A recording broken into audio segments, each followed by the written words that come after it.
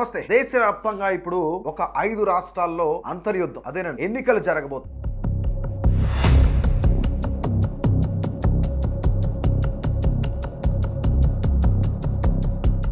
ఈ ఎన్నికల గురించి చర్చ జరుగుతుంది. ఆ 5 రాష్ట్రాలు ఏమంటే కేరళ, తమిళనాడు, పుదుచ్చేరి, వెస్ట్ బెంగాల్, అసోం. వచ్చే నెల అంటే మార్చి 1 లేదా 2వ వారంలో కేంద్ర ఎన్నికల సంఘం 5 రాష్ట్రాల ఎన్నికల షెడ్యూల్ ను విడుదల చేసే అవకాశం ఉంది. ఈ రాష్ట్రాల ప్రస్తుత అసెంబ్లీ కాల పరిమితి మే మరియు జూన్ నెలల్లో ముగియనుంది. అయితే ఒక్కసారి రాష్ట్రాల వారీగా డేట్స్ వారీగా అసెంబ్లీ కాల పరిమితి ఎప్పుడు ముగియనుందో చూద్దాం. కేరళ మే 23న కేరళ అసెంబ్లీ యొక్క కాల పరిమితి ముగుస్తుంది. అలాగే తమిళనాడు మే 24న ముగుస్తుంది. పశ్చిమ బెంగాల్లో మే 30వ తేదీన ముగుస్తుంది. ఇక అస్సాం వచ్చేపాటికి మే 31న యొక్క అసెంబ్లీ కాల పరిమితి ముగుస్తుంటే, ఇక పుదుచ్చేరి మాత్రం జూన్ 15వ తేదీన అసెంబ్లీ కాల పరిమితి ముగుస్తుంది అనమాట. గతంలో ఫిబ్రవరి నెలలోనే షెడ్యూల్ విడుదలైనప్పటికీ ఈసారి మార్చిలో విడుదల చేసి ఏప్రిల్ నెలలోనే ఎక్కువ శాతం పోలింగ్ ప్రక్రియను పూర్తి చేయాలని చెప్పేసి ఎన్నికల సంఘం భావిస్తోంది. గత ఎన్నికల అనుభవాలను దృష్టిలో ఉంచుకొని ఈసారి కొన్ని మార్పులు చేసే అవకాశం కూడా కనిపిస్తా ఉంది. అదేంటంటే గతంలో పశ్చిమ బెంగాల్లో సుదీర్ఘంగా అత్యధిక సార్లు అంటే 8 విడతల్లో యొక్క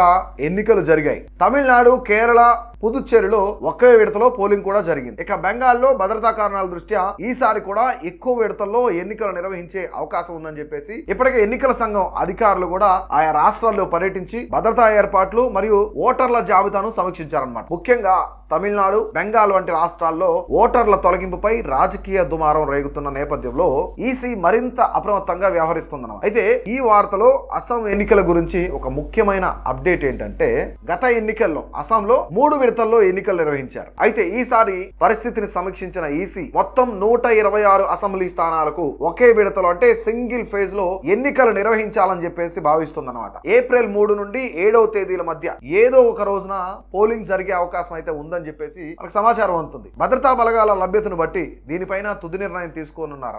ఎన్నికల నిర్వహణకు సంబంధించిన అన్నిటికి సంబంధించి ఇప్పటికే ఓటర్ల జాబితా ప్రక్షాళన అంటే ఎస్ఐఆర్ ప్రక్రియ కూడా పూర్తయిపోయింది. పశ్చిమ బెంగాల్లో సుమారుగా 7,32,00,000 మందికి పైగా ఓటర్లు ఉన్నారు. తమిళనాడులో 6,26,00,000 మంది ఓటర్లు ఉన్నారు. ఇదంతా ప్రాథమిక అంచనామే, యాక్యురేట్ గా చెప్పేది కాదు, కేవలం ఒక ప్రాథమిక అంచనా.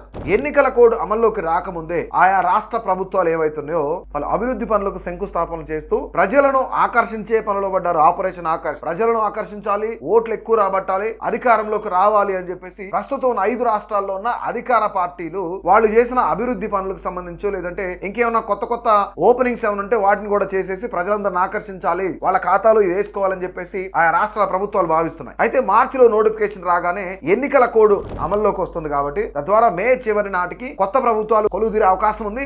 అలాగే ఈసీ కూడా ప్రణాళికలు రచిస్తుందన్నమాట. ఇకపోతే 2026 అసెంబ్లీ ఎన్నికలకు సంబంధించి ఈ 5 రాష్ట్రాల్లోని రాజకీయ వ్యూహాలు ఏంటి, ప్రతిపక్షాల వ్యూహాలు ఏంటి, అసలు అక్కడ ఏ పార్టీలు ఏం చేయబోతున్నాయి, ఏం చేస్తున్నాయి అనేది మనం ఒకసారి చూస్తే, ఎవరు గేమ్ చేంజర్ గా మారబోతున్నారు అని చూస్తే మొదటిగా తమిళనాడు తీసుకుందాం.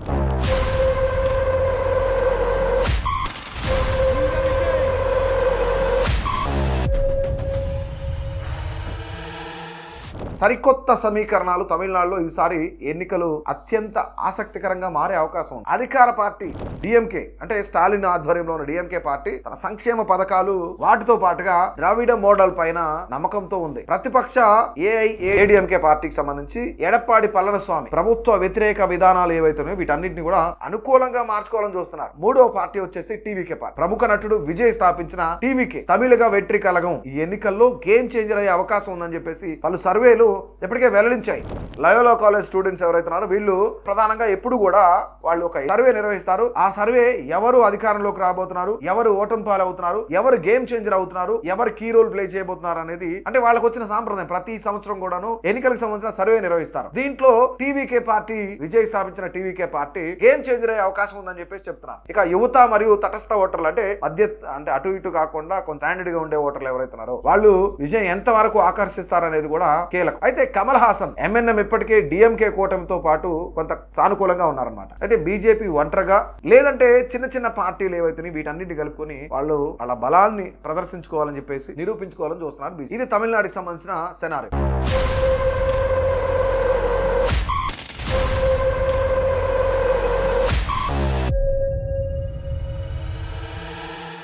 ఇక పశ్చిమ బెంగాల్ సినారియో చూస్తే దీదీ వర్సెస్ బీజేపీ, ఇది బెంగాల్లో నడుస్తుంది అనమాట. బెంగాల్లో మరొకసారి మమతా బెనర్జీ, తృణమూల్ కాంగ్రెస్ మరియు బీజేపీ మధ్య ప్రత్యక్ష పోరు జరగదు. అయితే తృణమూల్ కాంగ్రెస్ వ్యూహం ఏంటంటే లక్ష్మీర్ భండార్ అనే వంటి మహిళా సంక్షేమ పథకాల ద్వారా మహిళా ఓటర్లను తమ వైపు తిప్పుకోవడం మమతా బెనర్జీ ప్రధాన వ్యూహంగా కనిపిస్తోంది. ఇక బీజేపీ వ్యూహం ఏంటి? బెంగాల్ వ్యాప్తంగా కూడా బీజేపీ ఇప్పటికే రీజియన్ వైజ్ వార్ రూమ్స్ ఏర్పాటు చేసి పశ్చిమ బెంగాల్లోనూ కైవసం చేసుకోవాలని చెప్పేసి వాళ్ళు కేంద్ర నాయకత్వం మొత్తం కూడా పశ్చిమ బెంగాల్ కైవసం చేసుకోవాలి, ఎలా అయినా సరే ఈసారి మనం గెలవాలని చెప్పేసి కేంద్ర నాయకత్వం ప్రత్యేకమైన దృష్టి కూడా సారించింది. అయితే ముఖ్యమైన అంశం ఏంటంటే సందేశ్ ఖాళీ వంటి ఘటనలు మరియు అవినీతి ఆరోపణలు ఏవైతున్నాయో వీటన్నిటికి సంబంధించి బీజేపీ అస్త్రాలుగా వాడుకోబోతుంది. అంటే పశ్చిమ బెంగాల్లో జరిగిన గొడవలు ఏవైతున్నాయో, అల్లర్లు ఏవైతున్నాయో, సందేశ్ ఖాళీ ఘటనలు ఏవైతున్నాయో వీటన్నిటికి సంబంధించి అవినీతి ఆరోపణలు కూడా ఉన్నాయి కదా, వీటన్నిటిని క్యాచ్ చేసి ఓటర్లను ఆకర్షించాలి, ప్రభుత్వ వ్యతిరేక విధానాలను ప్రజలకు చెప్పాలి, ప్రభుత్వాన్ని ఎండగట్టాలనే ప్రయత్నం చేస్తోంది బీజేపీ. ఇది పశ్చిమ బెంగాల్ సెనారియో. ఇక కేరళ సెనారియో చూస్తే ఇక్కడ పినరాయి విజయన్ చరిత్ర సారా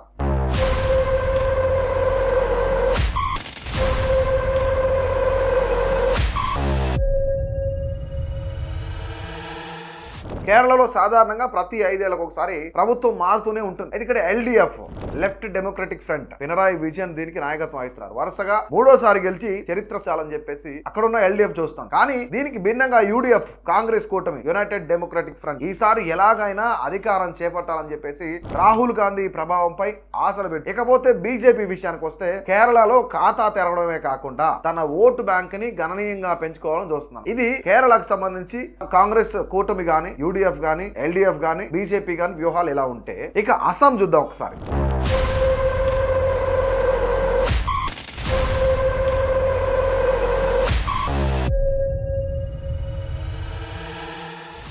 హ్యాట్రిక్ విషయం పైన కన్నేసింది అస్సాం గవర్నమెంట్. అస్సాంలో ముఖ్యమంత్రి హిమంత బిశ్వ శర్మ నేతృత్వంలోని బీజేపీ ప్రభుత్వం చాలా చాలా బలంగా కనిపిస్తుంది ఇక్కడ. అయితే ఇక్కడ బీజేపీ వ్యూహం ఏంటి?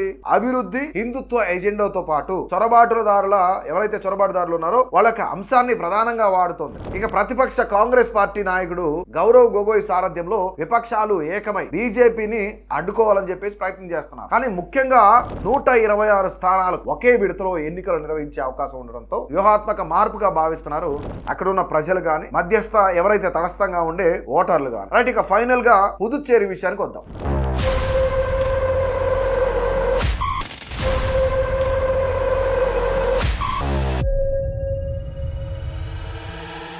కేంద్రపాలిత ప్రాంతమైన పుదుచ్చేరిలో ప్రస్తుతం ఉన్న ఎన్డీఏ అంటే ఏఐఎన్ఆర్సీ ప్లస్ బీజేపీ కూటమి, అలాగే కాంగ్రెస్ డిఎంకే కూటమి మధ్య పోటీ ఉండబోతుంది ఈసారి. అయితే కమల్ హాసన్ పార్టీకి ఇటీవల ఇక్కడ టార్చ్ లైట్ గుర్తును కూడా కేటాయించడం గమనార్హం. తమిళనాడులో విజయ్ గేమ్ చేంజర్ గా ఎలా మారారో ఇక్కడ పుదుచ్చేరిలో కమల్ హాసన్ ఏమన్నా గేమ్ చేంజర్ గా మారే అవకాశం ఉందా అనేది కూడా చూడాలి. సో ఓవరాల్ గా నెక్స్ట్ మంత్ లోనే అంటే మే నెలలో 4 రాష్ట్రాలకు సంబంధించిన ఎన్నికల ఏదైతే అసెంబ్లీ కాల పరిమితి పూర్తవుతుంది, జూన్ 15వ తేదీన మరొక రాష్ట్రానికి సంబంధించిన అసెంబ్లీ కాల పరిమితి కూడా ముగుస్తుంది. సో ఓవరాల్ గా 5 రాష్ట్రాలకు సంబంధించిన సెనారియో ఇది. వ్యూహాలు ఈ విధంగా ఉన్నాయి, వాళ్ళ యొక్క లక్ష్యాలు ఈ విధంగా ఉన్నాయి. అయితే రానున్న ఈ 5 రాష్ట్రాల ఎన్నికల్లో ఎవరు గెలవబోతున్నారు, ఏ రాష్ట్రంలో ఎవరు అధికారంలోకి వచ్చే అవకాశం? పశ్చిమ బెంగాల్లో మళ్ళీ దీది అధికారంలోకి వస్తారా లేదంటే బీజేపీ వస్తుందా? తమిళనాడులో డిఎంకే పార్టీ, స్టాలిన్ నేతృత్వంలో డిఎంకే అధికారంలోకి వచ్చే అవకాశం ఉందా? లేదంటే అక్కడ ఎడప్పాని పళనిస్వామి గానీ లేదంటే విజయ్ గాని వీళ్ళ ఎవరైనా అధికారంలోకి వచ్చే ఛాన్స్ ఉందా? కేరళలో ఎల్డిఎఫ్ చరిత్ర సృష్టించే ఛాన్స్ ఉందా? ఇక పుదుచ్చేరిలో కమల్ హాసన్